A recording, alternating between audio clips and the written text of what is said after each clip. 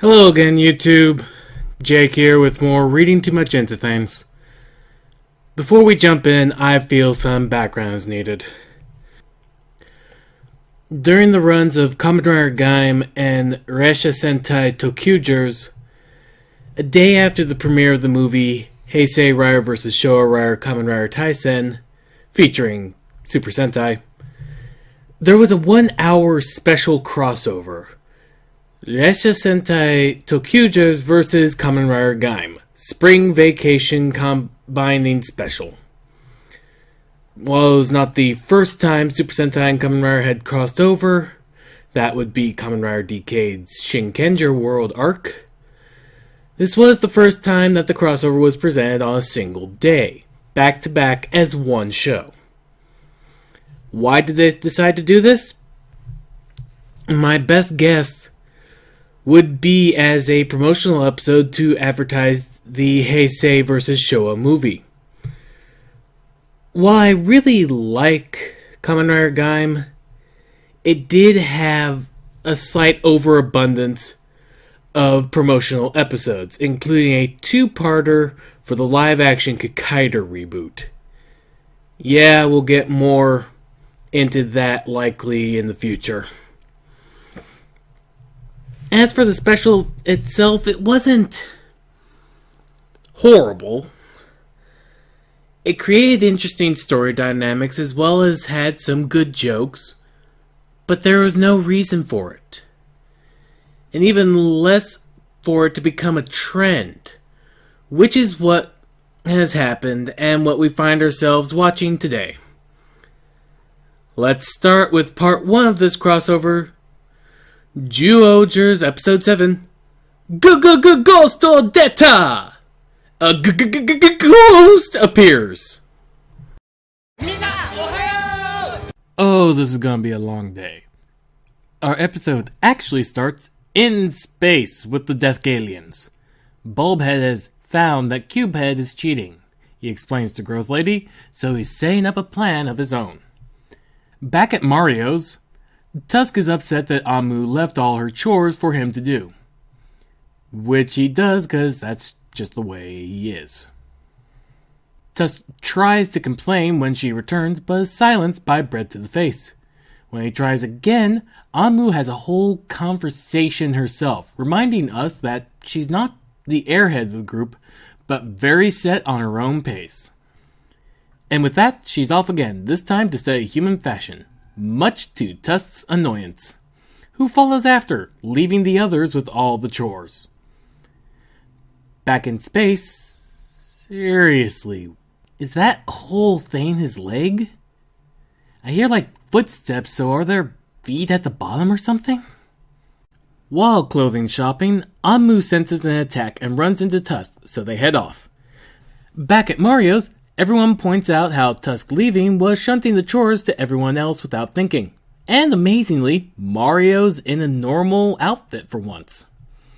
However, they soon sense an attack and head out. Amu and Tusk obviously are the first to arrive and are attacked by Bulbhead and his troops. The other 3, however, find themselves at the shore and... Yeah, this is an older Kamen Rider V3 foe. Shio Mannequin King. You can tell actually from the costume's design how old it is, and the overlarge shocker emblem on its waist? If I had to hazard a guess, this is likely to try and tie it all back to the movie Kamen Rider Ichigo, a Kamen Rider Ghost movie wherein he meets and fights alongside with the original Kamen Rider Ichigo,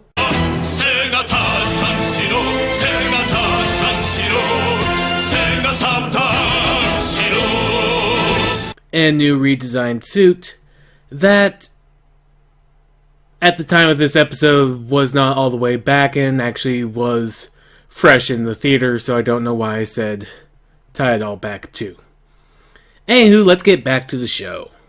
Back with Tusk and Amu, they're handling their fight fairly well until Bulbhead engages Anmu with his sword gun remote thing and knocks her out of her armor. And then, well, this creepy scene happens where she's absorbed into a cartoonishly villainous syringe and injected into one of the Moebas. Almost certain that's not how cells work, but that'd be nitpicking. Point is, Anmu's trapped in a Moeba who follows Bulbhead's command. Back with the others, they're about to fight when our hero from Ghost, Takaru, appears to take the stage. The baffling thing about this, for me, is that the other crossovers established that they're different dimensions. That Kamen Rider and Super Sentai, despite the crossover that may happen, truly existed outside of each other. To the point where the Ninjas and Drive crossover, his whole story revolved around that they shouldn't exist at the same time. But here, at least so far, Takaru's just there. And so is Jyuoh Manking, who Takaru was following. Well, how the hell did that happen? I mean, we didn't see in the previous episode Takaru following this guy. Did this happen between last episode and 24, which is coming up next? And yeah, okay, it's a kids show, and only a nerd would get so hung up about weird continuity flubs like that. But A, it's a kids show is a lame, tired, lazy excuse for poorly thought out writing without explanation. And B, yeah, I'm a nerd who gets hung up on continuity flubs. This channel is called Reading Too Much Into Things. It's kind of my hook. Maybe I should calm down, have the show explain why Takaru's here. And that calm is already disturbed because Takaru turns invisible when he henshins. Akario and Nari need the glitter or lantern to see the fight, but wait, they may have forgotten that too a few times. Point is, Takaru's here and fighting to show the kids who only watch Super Sentai all the fun they're missing out by not staying tuned for Kamen Rider. Tusk, in the meanwhile, is having far less crossover fun. Much less fun.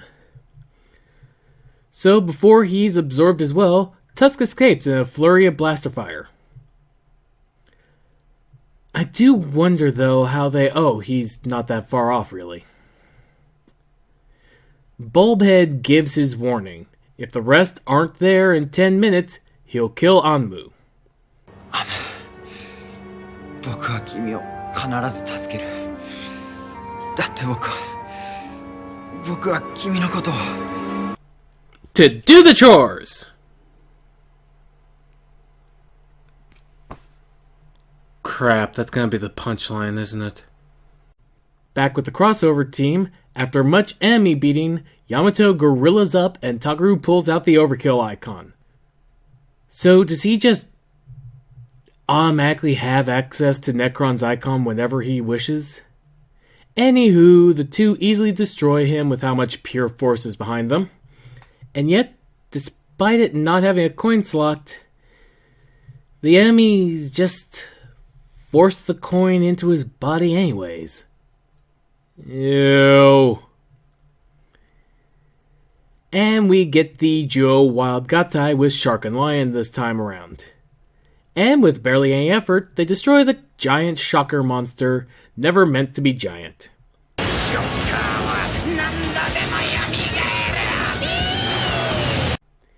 Yeah, I've been noticing that throughout the years. And then Takaru and Mascot, who they can also see, vanish.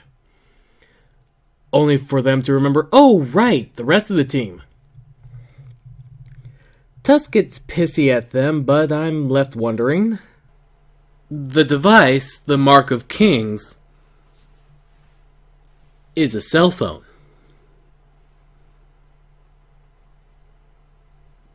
all they were fighting at the time were the Moebas. And we've seen in other shows, well, I didn't show in the reviews, but it's established in other shows, that it's pretty easy to call in teammates while fighting just regular grunts, even by yourself. This calls back to mind episode 3 where Anmu had to remind Sanji, Leo, who I'm calling Sanji, that they're phones, and if they want to know where another person is, where are you? And Tusk is supposed to be the smart one. It's amazing how being serious-minded can make you really dumb. Anyways, Tusk heads off alone because they somehow will take too long to get there from wherever they are. And so, Tusk challenges Bulbhead's creepy throne. Anmu begins firing, but here's my hang-up. The show keeps treating this like Anmu was turned into a Moeba, but she wasn't. She was injected into one. She's trapped inside, not one herself. Small point I get, but vastly different stories. Anywho, Tusk tries to snap her out of it, but is not doing well. Calling out that he needs her again seems to stir something, but by the time the rest arrives, Tusk is seemingly shot dead. And just as Bulbhead takes out the absorber, turns out nope, it was a fake out, allowing Tusk to remove Anmu from the Moeba and return her to normal. Still ill. And so, instead of trying to kill them when they're disorganized and weakened, Bulbhead decides, nah, you're more fun as an obstacle, and pieces out, because he's a moron. After Tusk passes out, we cut back to Mario's and Anmu doing leftover chores, to everyone's shock, even Tusk's. To change the subject, Anmu makes Tusk finish his thought so we can finally get the punchline. 僕は君のことちゃんと注意しないと気が済まないからな。 Is that what we're calling it nowadays? Well, at least my guess wasn't 100% right. And that was episode 7 of Jyuoh, which clearly was not enough content to span out a real episode, so they had a shocker enemy show up as well as Takaru, for absolutely no reason. And then, of course, leave, having done nothing and had no effect on anyone. Mind? I'm not a huge fan in general of the concept of constantly doing a Sentai and Kamen Rider crossover episode every year. It feels like a dumb thing to do. But at least with the previous 2 years, they actually were crossovers. They put effort into figuring out how the two worlds would interact. They remembered how each member worked and how they would clash with each other and made that innate conflict the story. This was less a crossover and more just a cameo in the form of padding of the actual episode. There's no characterization between the two casts. Heck, we don't even get the full cast being aware of what happened. And that is likely what we're going to run into on the other end. Takaru has 63 days left, so maybe in the 2 days between 23 and 24 here, he ran into a shocker enemy that he chased into the Jyuoh story. Maybe it's explained in the movie. Let's not hold back any longer and just get right into Kamen Rider Ghost episode 24. Shutsugen Nazo no Senshi appeared. Mysterious warrior. And get this week over with. One change of note I want to bring up about the opening, which does change over time, along with the grateful form, is that both Spectre and Necrom no longer have other forms appear behind them. Our show actually begins with something about as innocent as a white van with tinted windows. We get a look at this week's monster as he seems to absorb people into spines he shoots out before waddling off again. We cut to the temple, where everyone seems really surprised that Spectre was an icon this whole time. Considering the fact that Kanon was an icon after they came back from the Gamma world. They established that Spectre's body is not 100% safe as we cut to the Gamma world, where Spectre's body is busy being not 100% safe. Back at the team meeting, Kanon suggests asking Daijob for help, since he knows the Gamma world, but Takaru doesn't trust him, and we flash back to last episode and Takaru being unreasonable.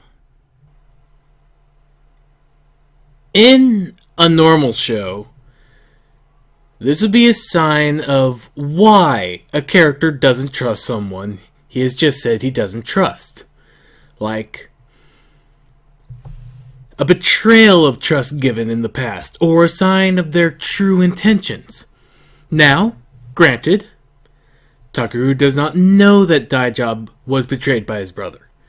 And he doesn't know that Daijob doesn't know about the people in the pod turning to dust.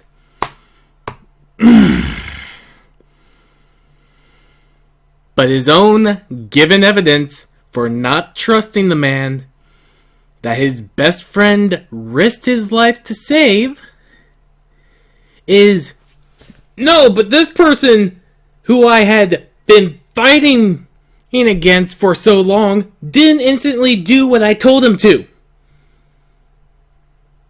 From this we don't get, yes, that's a good reason not to trust Daijob. All we get is that Takaru's a jerk. Anyways, tired of all this, Kanon goes off to find Daijob herself. However, catching her is paused by Onari students with news about the people disappearing. However, to make life difficult, oh dear crap, Goemon possessed Onari. The joke here is that Goemon has mistaken rat-like monster Nezumi Kaizo for fellow legendary thief Nezumi Kozo, actual name Nakamura Jirokichi. And for gamer fans, the historical figure Ebisumaru was based on. Remember Ebisumaru? From Ganbai Goemon? Otherwise known as Mystical Ninja? Back when Konami liked making video games? ネズミ小僧もこの五右衛門様も悪い奴から奪い取った金を貧しい人々に配って歩く。そうやって世直しを競い合ってたってわけ。Well, actually, the belief that Nezumi gave to the poor is now considered a fiction more created after his death due to the fact that he was captured, he had none of the money they had stolen, and that before his arrest he had divorced his wife, seemingly to protect her from any arrest that she would face as well as any punishments.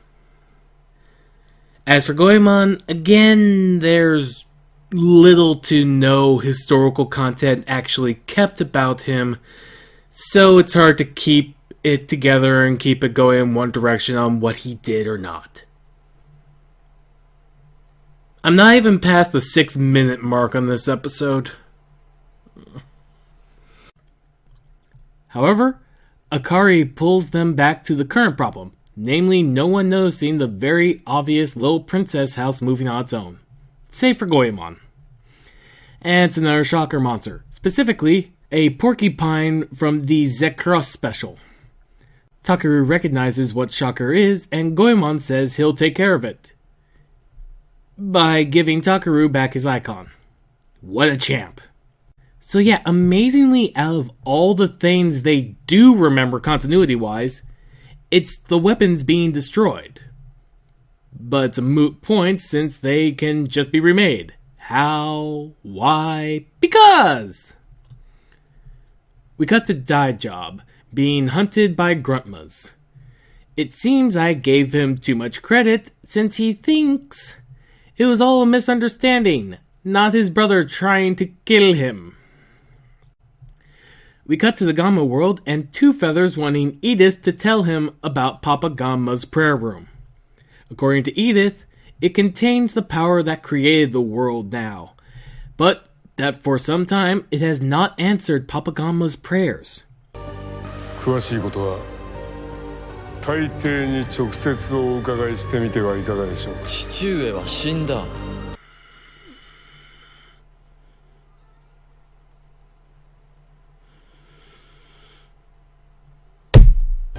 やっぱり父上は死んでいない。 Oh, thank holy crap. I was worried we were still on this insanity. Of course he's not dead. Why would he still be dead if all that was attacked was his icon? We cut to Papa Gamma and my rage subsides a bit as we see he's being held by Two Feathers in some kind of cell. I can calm down about that now. So nice. Back with Takaru, Onari is possessed by Goemon again.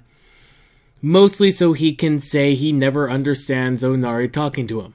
A gag even Akari expected. And we have Takaru point out that Goemon and Nezumi lived in different eras. The history nerd is finally doing some history nerding. Goemon admits to making up the story to try and trick Takaru into action, and tells him to listen to his heart when in doubt. I feel like I've seen this scene before. The scene is broken up, however, by more running crowds. We cut to finding the monster's hiding spot, only to find it's empty. The monster ruins his surprise attack moment by yelling and is kicked by Yamato of Jyuoh. And yep, we can confirm that their existing side by side is straight out of nowhere. They just can come across each other whenever. The Shocker Porcupine summons up several Shocker combatants, and the two transform.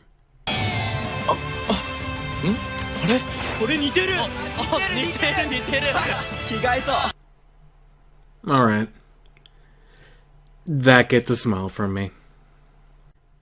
Back with Daijob and Kanon, she tries to convince him to go to the Gamma world with Takaru for the sake of Spectre's body. Daijob doubts that will ever happen. But when faced with the choice between working with Takaru or eventually being killed, he's attacked by the Guan Yu and Gangster Ganmas. Back with the crossover, Takaru and Yamato toss around the Shocker Porcupine a fair amount before finishing off, which, thankfully, releases all the captured people instead of killing them. Back with Daijob's fight, he doesn't have much power left to him to fight, actually. Kanon, somehow finding Takaru, tells him of the attack, and finally, Takaru does the right thing, i.e. goes off to help him. When mockingly asked why by Goemon, Takaru compares him and Daijob working together to him and Yamato teaming up. Two fully different situations, but this episode's almost over. All the while, they're watched by someone planning to make a new Shocker, and we cut to a certain country to find Kamen Rider Ichigo in his new design fighting. Back to this show's country, Daijob is saved by Takaru, and we see that his grateful form can fully materialize the goat coats as fellow fighters, summoning Goemon and Robin Hood, because they were thieves. Goemon and Robin Hood take out the Gruntmas easily enough, and the three use a special Thief Arrow finisher on the two Ganmas. And so, our episode ends with Takaru and Daijob finally acting like adults.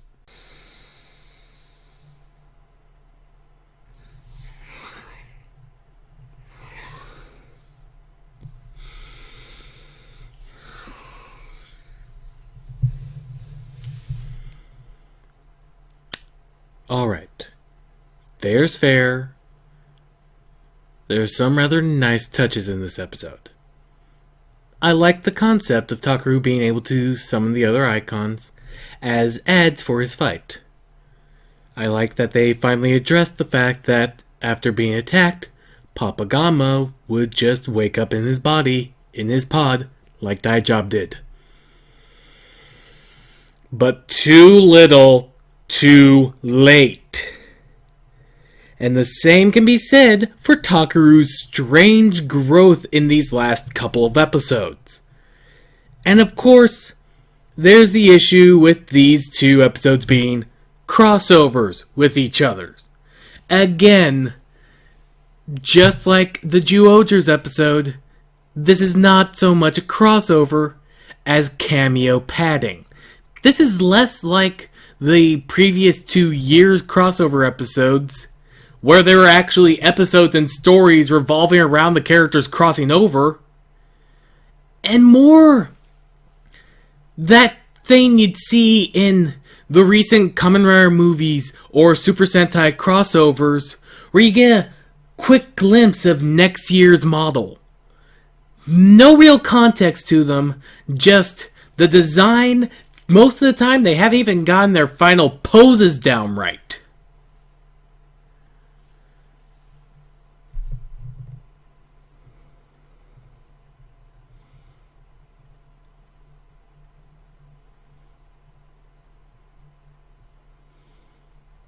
Also, what was the deal with the brother and sister that were attacked in Kamen Rider Ghost this episode? Is it supposed to line up with how Canon and Spectre were separated and how they'll feel when they're reunited?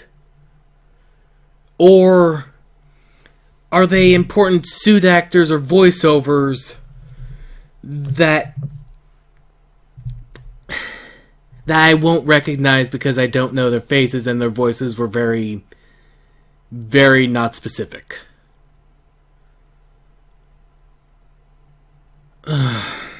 I will say this. At least they continued moving forward with the stories in both these shows. Even if they needed to pad them out with about 5 minutes of, oh, that person also exists.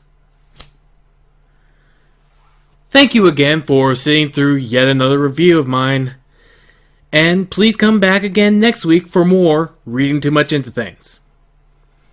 I'm Jake, and as always, stay safe.